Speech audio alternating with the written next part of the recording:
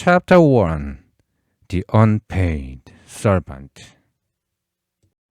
Father-in-law, now whenever I ask, scratching the back of my head awkwardly, now that I'm old enough, shouldn't you proceed with the wedding? The answer that always comes back is, you fool, she needs to grow more before any wedding. What it means by growing is not me, but the height of Johnson, who is to be my future wife. I've worked here for 3 years and 7 full months without taking a single penny. Even so, he says she still hasn't grown enough, and I really don't understand when she'll ever grow taller. If it were about working harder, or maybe eating less, since he feels bad about me eating a lot, I'd have plenty to say. But when it comes to Johnson still being young and needing to grow more, I can't help but be left speechless. These days, I've been feeling that the agreement was flawed from the beginning. I should have set a clear deadline for the work, whether it was 2 years or 3. Instead, he vaguely promised, I'll arrange the wedding once the daughter grows. But who can always kid watch and know exactly when she'd grow taller? I thought people just grew steadily, not realizing that some stop growing in height and only grow wider. I figured my father-in-law would take care of everything when the time came. So I kept my head down and worked quietly without complaint. I assumed that my father-in-law would eventually catch on, saying, Hey, you've done a lot of work. It's time to get married. And then hand over the household to me. So I quietly waited, expecting it to happen naturally. But instead, he acts like nothing is wrong, and is the one nervously jumping around, worried I might actually bring up marriage. Sure, being a living son-in-law sounds nice, but the work doesn't really excite me. Sometimes it even feels pointless while I'm doing it. I didn't know any better and just kept waiting in vain for Johnson to grow taller. One day, I got so frustrated that I almost grabbed a ruler to measure her height. But since my father-in-law insists on propriety, he never stand face to face or exchange a single word. Whenever we met at the well, I just measure her height with my eyes from a distance. Every time that happens, I walked up muttering, Damn it, when will she ever grow taller? Then I spit into the rice field in frustration. No matter how much I look, she barely reaches under my armpit, though I'm taller than most people. And day after day, she stays at the same height. The pigs and dogs grow so fast, but why on earth do people take so long to grow? I thought about it for a while, until it gave me a headache. Maybe it's because she keeps carrying the water jar, and her bones are shrinking, I figured. So I quietly started carrying the water for her instead. Not only that, but each time I went to get a firewood, I would place a stone at the shrine and pray. Please make Johnson grow taller. If you do, next time I bring rice cakes and make a proper offering. I've done the rituals many times, but for some reason, they don't seem to work. The truth is, my argument with my father-in-law yesterday wasn't because I dislike him in the slightest. I think I got annoyed because the rituals aren't happening. As I was preparing the seed bed and sowing the seeds, I paused to think. And once again I felt drained on energy. If these rice were to grow and help Johnson eat and get taller, that would be one thing. But since that's unlikely to happen, I don't even know why I'm planting it. I have no desire to keep planting year after year just to fatten up my father-in-law's bulging belly, which he claims is an illness he's had since birth. But it's really just from overeating. Oh, my stomach! I stopped, pouring the water, rubbed my belly, and crawled up to the edge of the field. Then I dropped the basket of rice seedling I had under my arm onto the ground with a thud, and sat down right there as well. No matter how busy things were, once my stomach hurt, that's the end of it. How can a person work when they are in pain? I grabbed a bunch of fresh green grass. I lopped off the leeches from my legs, while glancing at my father-in-law's face. From the middle of the field, he gave me a long stare, as if wondering what was up with me this time. "What's wrong with you again, huh?" he asked. "My stomach hurts a bit," I said as I softly collapsed onto the grass, and my father-in-law got furious. He came splashing out of the field, climbed up to the bank, grabbed me by the collar, and slapped me across the face. "You brat, stop him work like this. Are you trying to ruin everything? No matter how much I teach you, it's no use. You're such a rude brat," he said. When my father-in-law gets angry, he has a terrible temper like this. And where in the world is there a father-in-law who called his son-in-law brat and fool like this? They say in my village that if anyone doesn't get cursed by him, they're not considered a part of this village. Even the little kids, after he passes by, point fingers at him, calling him Swear Pill, because his real name is Bone Pill, showing just how much he'd lost everyone's trust. But the time he really lost people's trust was not just when he was going around cursing, but even more so when he was working as a steward for Mr. Bai, the chambon in town. A steward is supposed to be good at cursing, tough on people, and look mean like a guard dog. And in appearance, my father-in-law fit the part perfectly.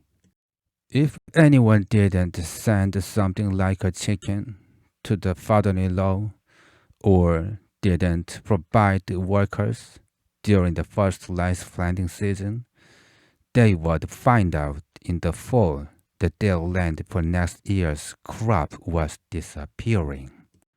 So the guy who had been giving my father-in-law money and buying him drinks, flattering him all along, quietly takes over the farming rights to that land the following year.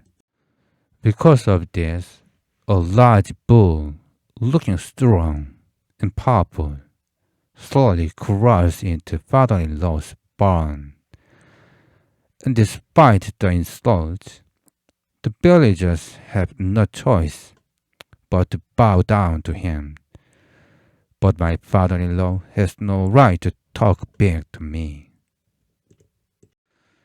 Without thinking ahead, after slapping me on the cheek, he slept embarrassed, silently swallowing his bitterness. I know exactly what's going through his mind. Soon he'll need to cut the weeds and plant the rice seedlings, and it's a busy time. If I don't do the work and just go back home, he's stuck. Around this time last year, too, when I complained a little, he threw a rock at me, saying it was because I was sleeping in. Because of that, I ended up spraining my ankle while I was still asleep. He groaned and suffered for 3 or 4 days, and in the end, he was almost in tears. Hey, get up and do some work. If the rice grows well this fall, won't you be able to get married? In the past, I sprang to my feet with renewed energy, having been fooled by those words, and immediately got to work. Last year, I finished in a day what normally takes 2 days for others, and even my father-in-law's eyes must have widened in disbelief. Back then, I would listen to him a bit more, unlike now. So, surely, the windfall came. He should have arranged the marriage, right? But even after stacking up the rice bundles, there wasn't a word from him. Instead, he just pointed at Johnson, who was carrying a water jug with his long pipe, and said, "You fool, that young girl still needs to grow up. How could you talk about marrying such a small girl?"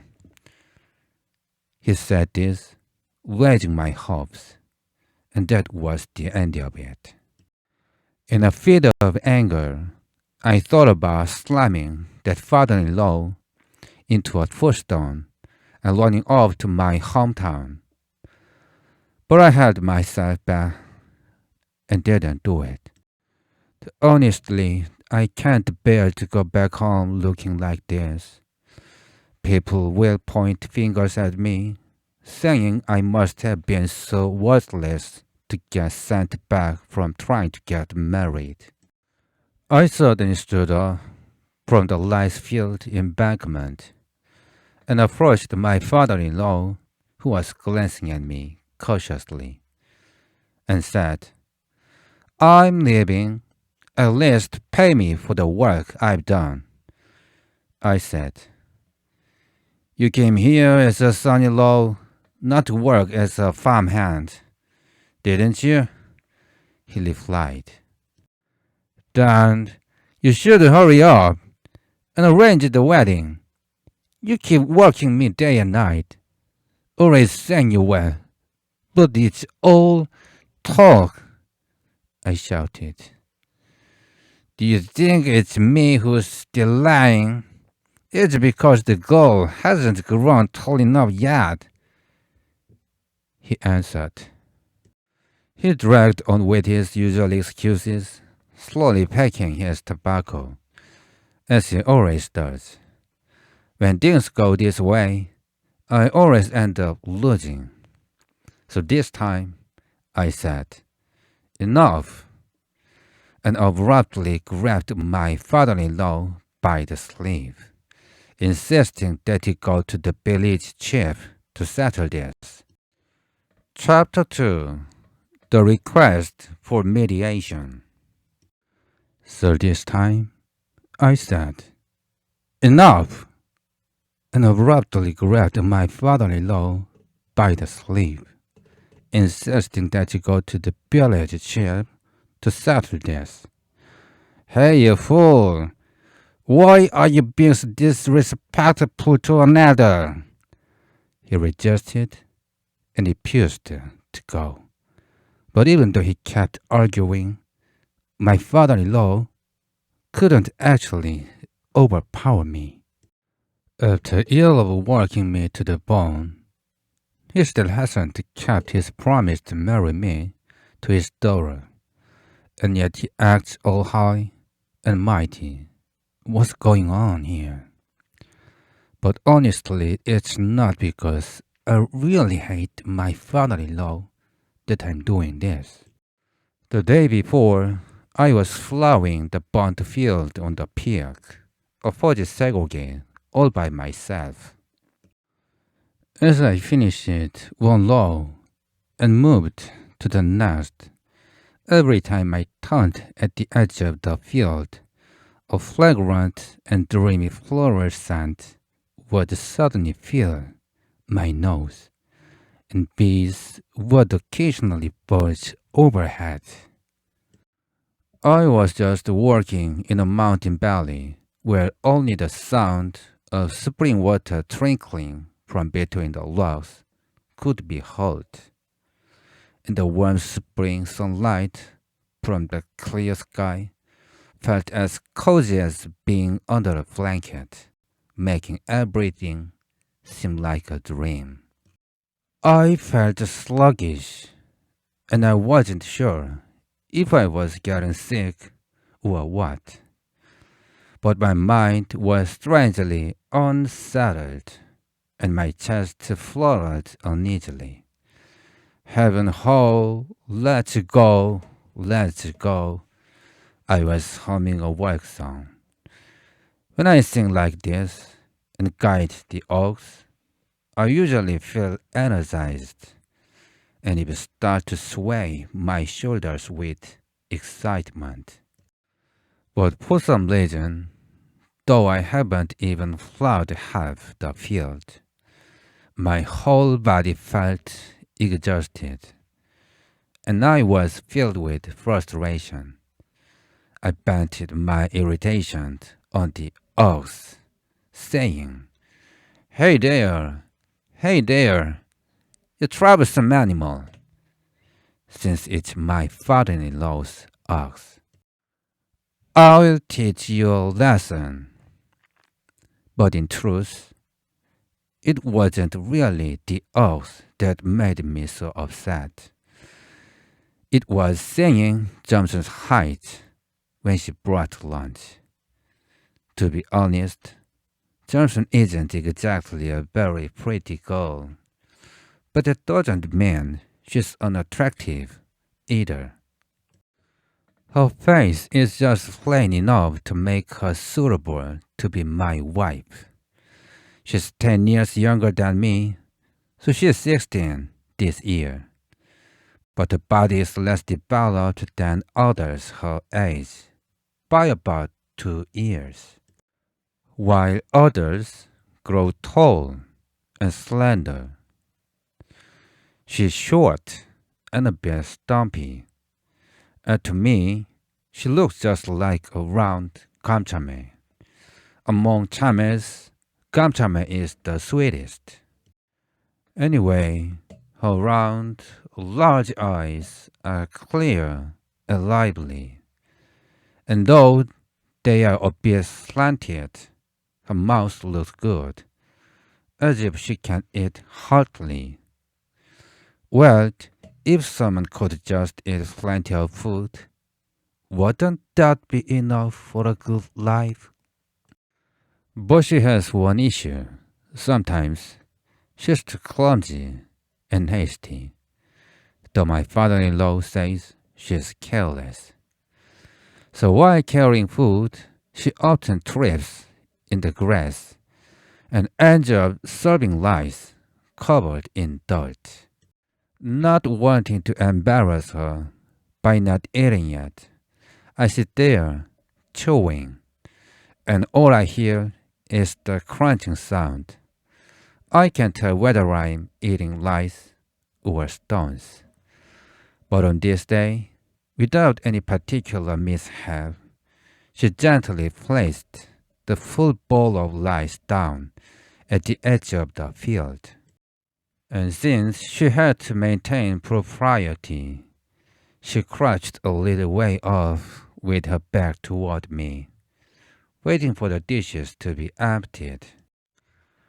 After I finished eating and stepped back, she came to collect the dishes, and then, to my surprise, as she bowed her head and stacked the dishes in the rice basket, she muttered, whether for me to hear or just to herself, "Are you going to spend your whole lives just working?" We had been maintaining proper distance all along, so I was bewildered by what she just said. But at the same time, I wondered if there was some good solution. So I spoke to the air as if to myself. "Then, what should I do?" She shot back, firmly. "You should ask for the wedding, or else." Then, with her face turning bright red, she ran off into the mountains. For a moment, I had no idea what to make of it, and I just stood there, blankly, watching a retreating figure. In spring, all kinds of plants take in water and sprout new shoots. I guess people are the same. Johnson seemed to have grown quite a bit inwardly in just a few days, was more than welcome in my eyes. Yet, her father keeps insisting she is still young just because she hasn't grown tall. Therefore, I had no choice but to go to the village chief and ask for a resolution to this situation. When he went to see the village chief, he was outside the wicker gate, feeding slop to the pigs. Ever since he came back from Seoul, he's been saying that a person should be dignified. His hair, which at a glance looks like a swallow's tail perched on a roof, sticks up sharply on both sides, and he has a habit of stroking it while going ahem.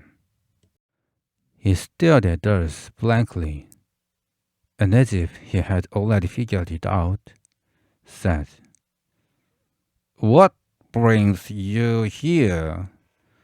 And for what reason?" Then he quickly raised his hand and gave a sharp ahem, pushing my father-in-law aside as he tried to speak first. I quickly began talking. "Village chief, please listen to me for a moment. I was about to make a contract with my father-in-law." Then I stopped and thought for a moment. With my great father-in-law. I corrected myself right from the start.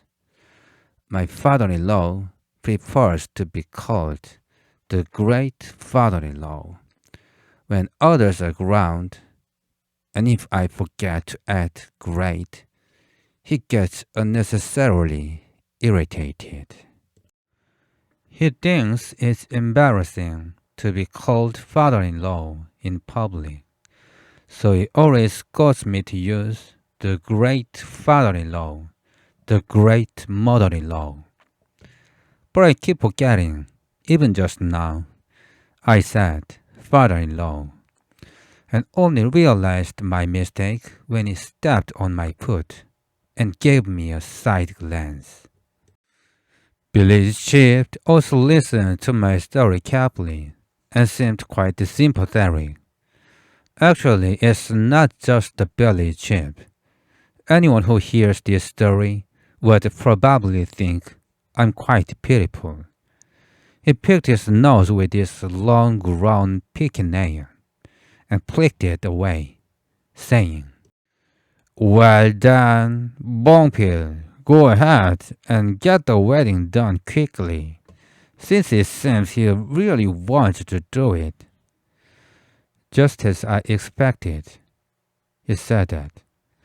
But at these words, my father-in-law glared and pointed his finger, shouting, "What wedding? She's still far too young to be married," he shouted. But as if realizing his argument was shaky, he stood there with an awkward expression on his face. I quickly jumped in. "In almost the 4 years I've been working, she hasn't grown much at all. When is she ever going to grow tall? I grow old and die waiting for Johnson to get taller." Not wanting to back down, he responded, "Well, you fool, did I tell her not to grow? Why are you blaming me?" Then I replied, "How could the great mother-in-law, as small as a sparrow, give birth to a child? In fact, my mother-in-law is even smaller than Johnson." Hearing this, my father-in-law, realizing he had nothing to say in response, burst into laughter. Then, pretending to blow his nose, he gave me a playful nudge in the ribs with his elbow, as if trying to tease me. It was really annoying, so I pretended to swat a fly off my leg and bent over, giving him a hard shove on his backside. My father-in-law almost fell forward toward the fence, but quickly stood up straight and gave me a sharp look. He looked like he wanted to say, "You brat!" but couldn't do it in front of others. His face looked so funny to me.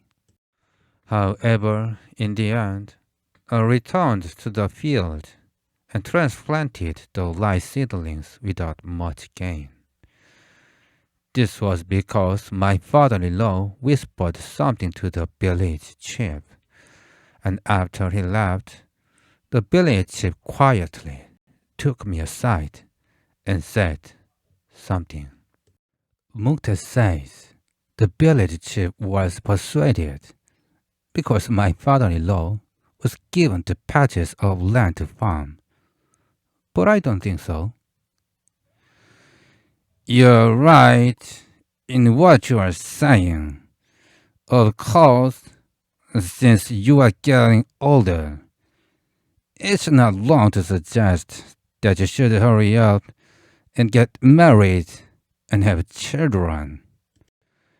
But if you stop working during the busiest farming season, or suddenly return home, you'd be causing losses, and that could get you jailed for negligence. This is when I snapped my senses. Haven't you seen someone go to jail recently for starting a small fire near Sampo? Even setting fire to one's own land can result in jail these days for not doing the work. So how much more serious is the crime when someone abandons another person's farm. And you said you'd resolve this issue legally, but that would only get you into unnecessary trouble. As for marriage, if you look at the law, it says one must be 21 to get married. I know you are worried about your son being late. But when it comes to Johnson, she's only 16, isn't she? Still, earlier, your father-in-law mentioned that you want to put aside everything else and hold the wedding ceremony this fall. So, you should be grateful for that. Now, go and finish what you were working on and stop making an issue out of it. Just hurry and go. So I've kept quiet and avoided making any pause until this morning. Actually, it's surprising to think now that someone as insignificant as me ended up crashing with my father-in-law, who comes from a respected family. As for him, lately he's been trying to show off in front of the tenant farmers, saying, "Money makes the man. Being a noble is no big deal," while deliberately sticking out his belly and working with a swagger. He's quite a respected figure in the village. And he's not the kind of man who would ruin his long-established family, even if it was built using someone else's land, over something as trivial as dealing with someone like me. And as for me, shouldn't I try to stay in his good graces so that I can marry Johnson as soon as possible? Looking back, going to Moonta's house last night was a really bad idea. How did he find out about the fight between my father-in-law and me in front of the village chief during the day? He started needling me, saying, "So you got it? And you're just going to let that slide?" "Then what should I do?" I asked back. "My God, you should have drowned Bumpit into the seed bed." I was the one who should have been angry, but for no reason. He got angry and started swinging his fists, even knocking over the oil lamp. Though he's naturally hot-tempered, after that, she started blaming me for the oil cost. I was so dumbfounded that I just sat there quietly while he kept rambling on. "Are you supposed to work for him day and night? As you know, Young got married after working for a year. But you've been working for almost 4 years, and you still think you need to do more? Are you thinking that you are third son-in-law?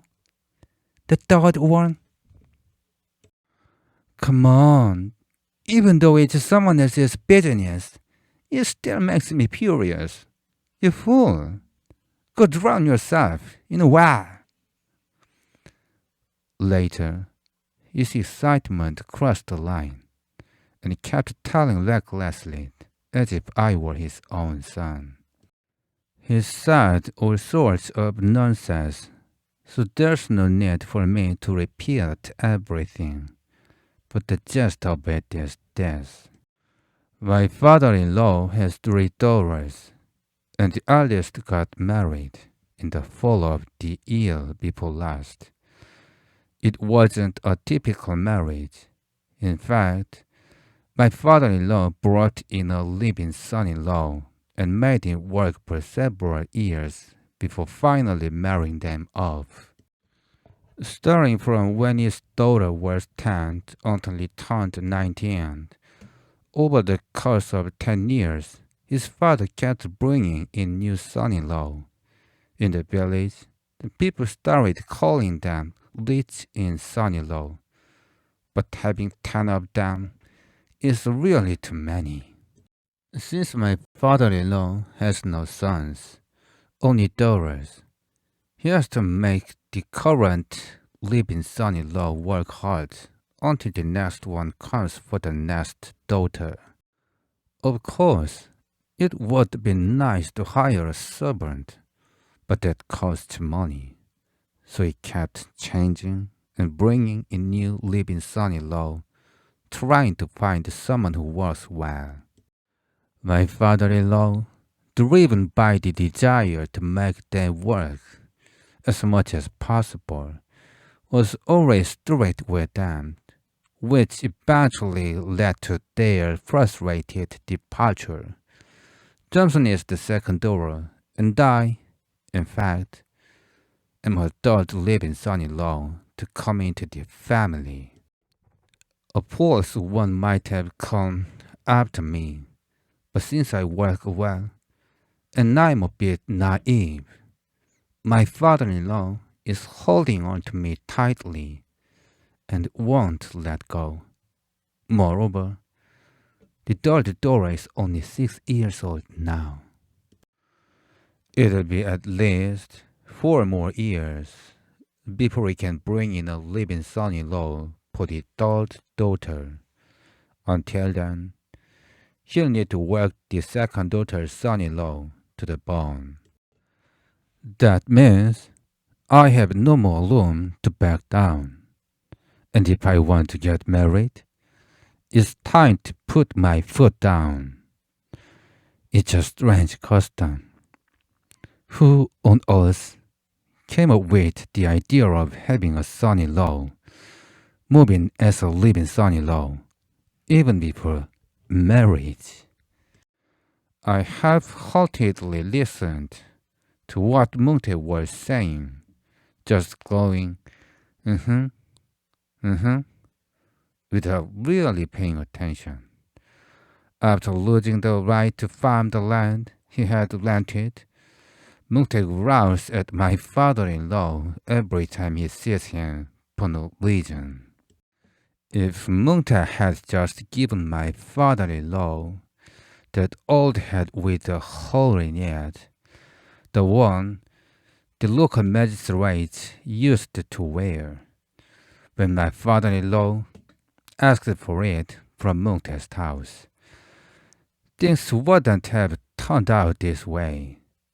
When I see what that fool Moonte does, it's really unbelievably frustrating. Anyway, I didn't take Moonte's words seriously. If I had, I would have gone to confront my father-in-law last night, instead of just staying quiet like this. By the way, singing how he's even lost favor with his own daughter. I can't help but feel sorry for him, realizing that things have gotten worse for him. Chapter 3: Squabble, and then a brawl. Honestly speaking, until Johnson brought out the breakfast table, all I could think about was how much rice she had served today. On the table were a bowl of soybean paste stew, a small dish of soy sauce, a bowl of millet rice, and a bowl of wild greens, piled even higher than the rice. Since Johnson gathered the greens whenever she had time, I could eat 2 bowls, or even 4 bowls as much as I liked. But she wasn't allowed to serve more than 1 bowl of rice, because my father-in-law had ordered that. Then, as she placed the table in front of me, Johnson blurted out, You even went to the village chief and came back with nothing to show for it? And just like the other day on the mountain, she throws out a spiteful remark. I was already thinking that it was a bit foolish of me not to have stood up more firmly. I turned away facing the wall and said, "They said it's not possible, so what do you expect me to do?" Then she snapped back, "You should have grabbed the beard, you fool." She became red with anger and stormed into the room. Fortunately, no one saw me at that moment.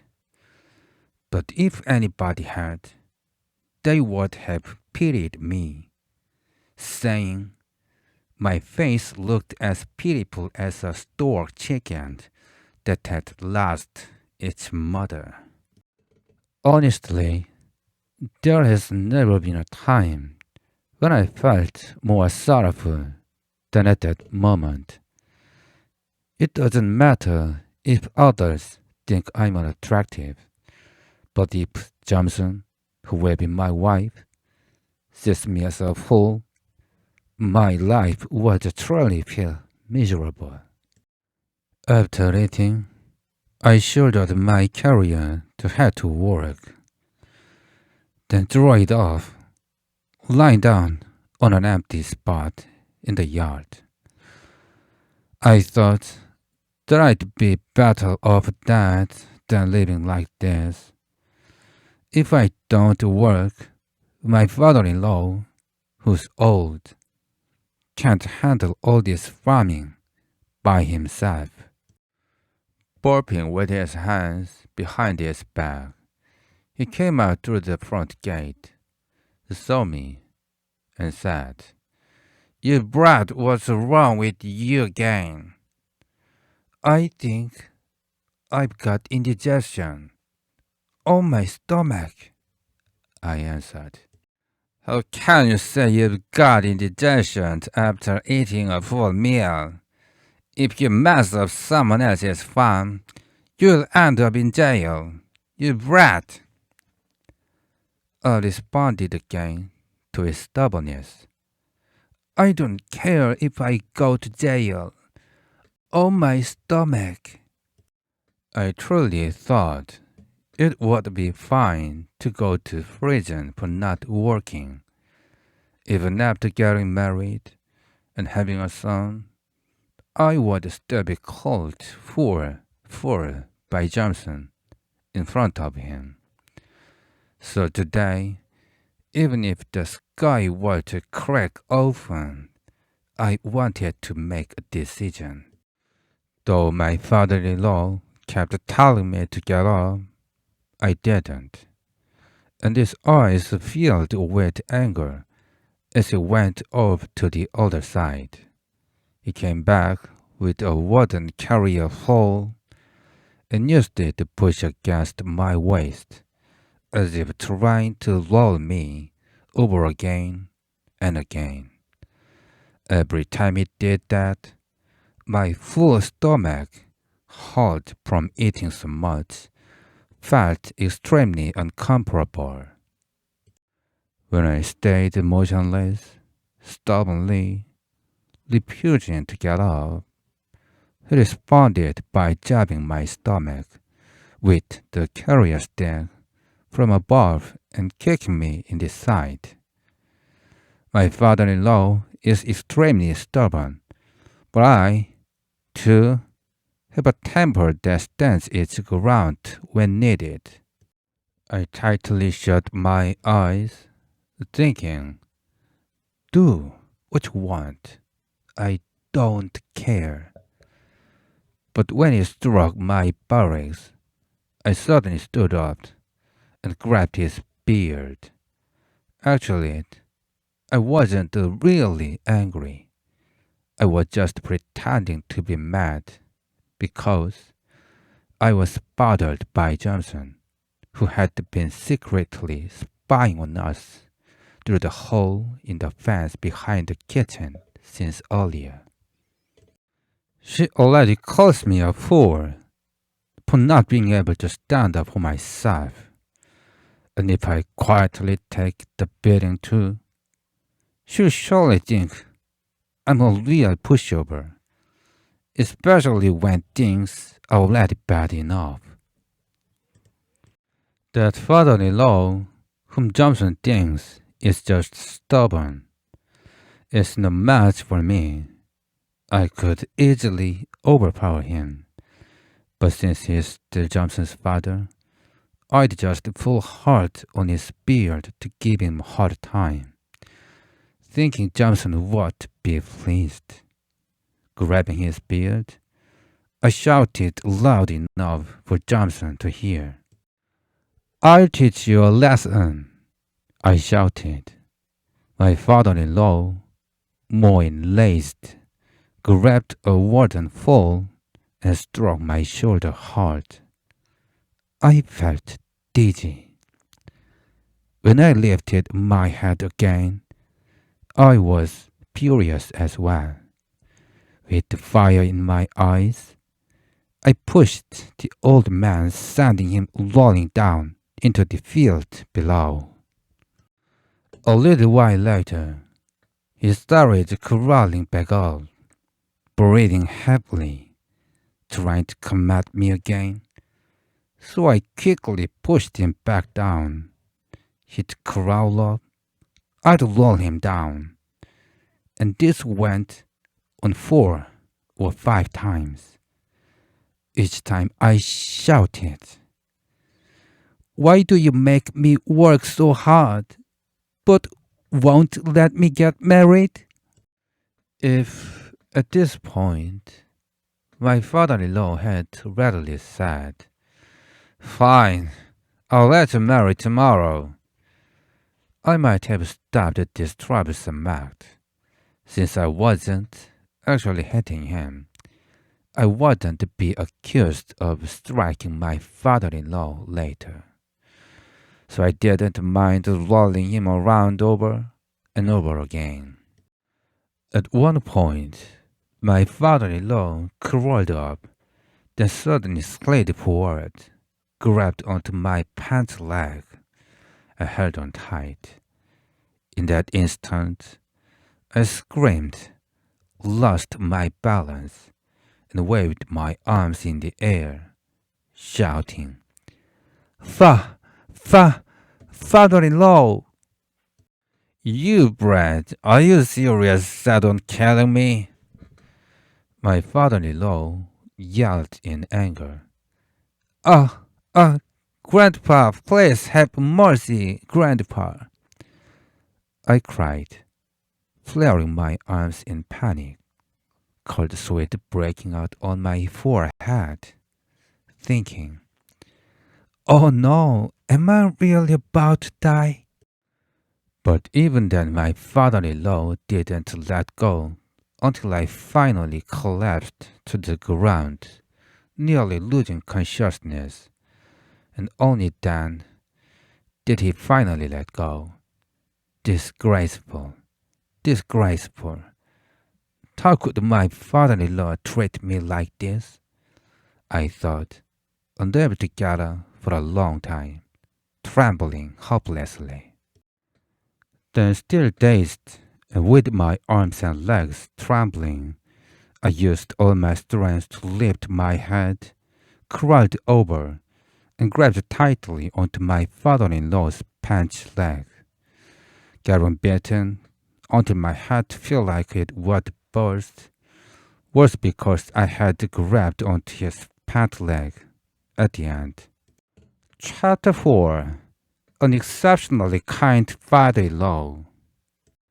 Getting bitten until my head felt like it would burst was because I had grabbed onto his pant leg at the end. He probably wouldn't have beaten me up that much if I hadn't grabbed onto the hem of his pants. In that moment, I got angry and acted rudely, but honestly, I think my father-in-law is a very reasonable person. If it had been anyone else, he would have beaten me within an inch of my life and thrown me out. But he personally dressed my wounded head with cotton, put a pack of tobacco in my pocket, and said, "This year I'll definitely arrange the wedding for you. Don't argue and go flout the bean field in the bag."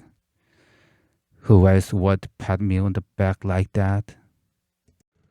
I was grateful to my father-in-law. The tears welled all in my eyes. I thought I'd be thrown out, leaving Johnson behind, as I was being beaten. I never expected him to say such words. "Father-in-law, I swear I'll never do it again." I bowed and hurriedly shouldered my carrier and went to the field. But back then, not knowing any of this, I only saw my father-in-law as an enemy and fought on him with all my might. "Ah, you scoundrel!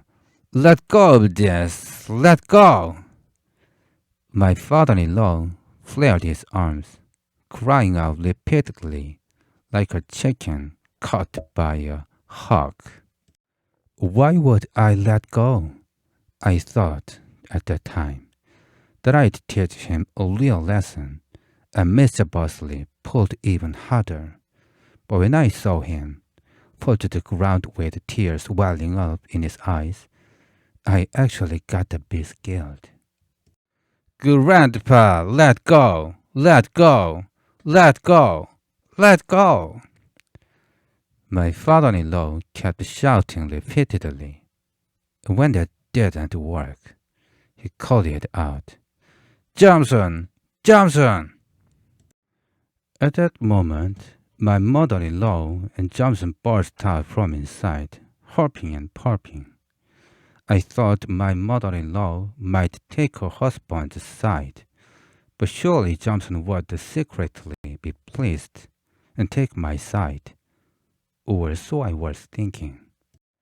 Yet even though she was the one who told me to give her father the hard time, she ran at me, shouting, "Oh my goodness! This rat is killing my father!"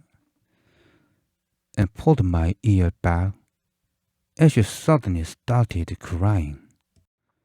At that moment, all my energy suddenly drained, and I ended up like a dazed fool. Even now, I still don't understand what exactly happened.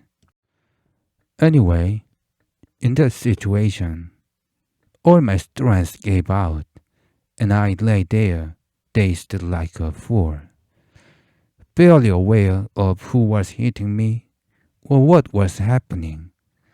My mother-in-law also seemed to jump in, grabbing my other ear and crying along with her, with the two of them holding me completely immobile. My father-in-law raised the carrier stick and thoroughly beat me. I couldn't even think of dodging. All I could do was stand there and take it. Helpless, I just stared blankly at Johnson's face, utterly unable to understand what was going on in her mind. "You rat, you're making me call you grandpa!" My father-in-law shouted as he hit me. Why didn't Johnson take my side? Suddenly it feels like my father-in-law is the only one on my side. At the same time, I wonder if there's something I didn't understand. With my whole body stinging from the beating I took, thinking about what happened earlier. So many things don't make sense. Anyway, I'm working over to plow the bean field in the back. One thing is certain. As I think of my father-in-law, who promised my marriage with Johnson and kindly applied medicine to my wounds, I feel motivated and as if I should get more work done today.